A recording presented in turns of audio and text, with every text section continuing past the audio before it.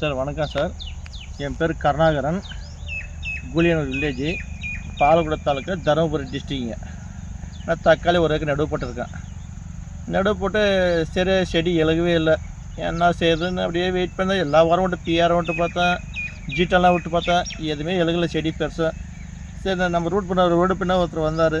Combo export நல்ல உரம் நல்லா இருக்குது, இது விட்டு பாருங்கள், விட்டு பார்த்து நீங்கள் சொல்லுங்கள் அப்படின்னு சொன்ன வந்தேன். அப்படியே அதை விட்டு பார்த்து ஒரே டைம் விட்டேன், கொஞ்சம் ரிசல்ட் நல்லா தெரிஞ்சுங்க.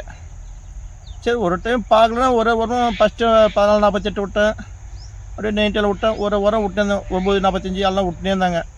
விட பார்த்தா செடி நல்லா வச்சுங்க. நல்லா ஒரு டைமும் விட செடியோட வளர்ச்சி, குரோத்து, காய் சைஸு, கலரு எல்லாமே நல்லா வந்துச்சு. நல்லா செடி 5-6 டைட் எழுச்சிங்க. செடி நல்லா இருக்குது. அப்புறம் அறுப்போரை பார்த்தீங்கன்னா நம்ம தக்காளி நான் போட்டிருந்தாங்க, சௌரியான்னு போட்டிருந்தாங்க. அது பார்த்தா சின்ன சைஸு. ஆனால் இந்த உரம் விட்டதை பார்த்த பண்ணவே என்னங்க நல்ல சைஸு. மார்க்கெட்டில் நம்பர் 1 விலை நம்பர் தாங்க மார்க்கெட்டில் எப்பயுமே. இது வரைக்கும் அந்த மாதிரி சைஸு நான் பார்த்துலைங்க. தக்காளி எல்லாம் சைஸ் வராதுன்னாங்க. அதே மாதிரி சாகும் நல்ல சைஸ் வருதுங்க இந்த உரம் விட்டா. எல்லாம் காம்போ எக்ஸ்போர்ட் விட்டு எல்லாம் பயன்படலாங்க இந்த வரத்து. இப்போ அந்த இது விட்டுன்னு சொல்கிறீங்களா சைஸுக்கு, அது எது கொடுத்து நல்லா இருந்துச்சுன்னு சொல்கிறீங்க? இது 9043ங்க, 9043 இது நல்ல விஷயம். 0640 இதெல்லாம் கொடுத்தாங்க. ஒரு டைமே சொல்லிட்டு வந்தாங்க அவங்க. காம்போ எக்ஸ்போர்ட் வந்து மணின்ற என்பவர் வந்து ஒரு டைம் பார்த்து செடியை பார்த்து சொல்லலாம். அப்படி இது விடுங்க இது விடுங்க அவர் சொன்ன மாதிரி எல்லாமே விட்டு தான் இருந்தாங்க. அவர் என்ன சொல்ல எனக்கு சொந்த டேட்டுக்கு விட்டு தான் இருந்தேன். அதை விட்ட பிறகு நல்லா வந்துச்சுங்க தக்காளி செடி. இந்த மழை காலத்து கூட எங்கள் ஊரில் எல்லா தக்காளி செடி அழிஞ்சு போச்சுங்க மழை வந்து. ஆனால் என்னோடய தக்காளி செடி இன்னும் கூட நல்லா இருக்குது இந்த உரம் விட்டதுனால.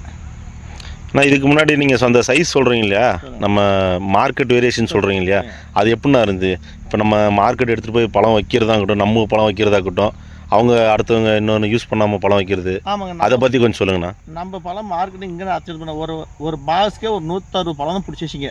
160-170 அவ்வளோ சைஸுங்க. அங்கே மார்க்கெட்டில் போனால் நம்ம பார்த்து அவங்க பார்த்து பார்த்தா வியாபாரி நம்ம பார்த்து தான் விரும்புகிறாங்க.